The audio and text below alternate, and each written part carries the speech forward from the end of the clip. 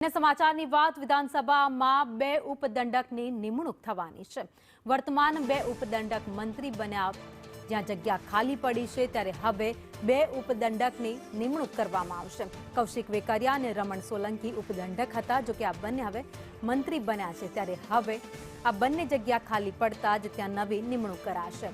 બંનેને મંત્રી બનાવતા જગ્યાઓ ખાલી પડી છે। સૌરાષ્ટ્ર અને મધ્ય ગુજરાતમાંથી જવાબદારી સોંપાઈ શકે તેવી પૂરેપૂરી શક્યતાઓ છે, કારણ કે સૌથી વધારે આ વખતે મંત્રીઓ હોય તો એ સૌરાષ્ટ્ર ઝોનમાંથી છે, ત્યારે મધ્ય ઝોનને પણ ક્યાંક સ્થાન ઉપદંડકમાં મળે તેવું અત્યારે લાગી રહ્યું છે।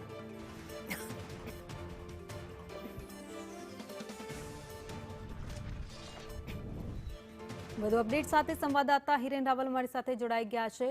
હિરેન, બે ઉપદંડકની નિમણૂક જલ્દીથી થશે? ધારાસભ્યોના સંખ્યાબળને ધ્યાનમાં રાખી 2022માં સરકારે દંડક ઉપરાંત 4 ઉપદંડક અને નાયબ દંડકની નિમણૂક કરી હતી।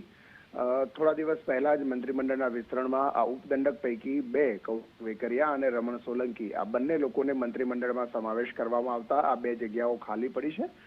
શક્યતા છે કે લાપાચમ પછી તરત જ રાજ્ય સરકાર અને સંગઠન સાથે મળી આ બે ખાલી જગ્યાઓ પર અન્ય 2 ધારાસભ્યોને ત્યાં જવાબદારી સોંપે તેવું લાગી રહ્યું છે।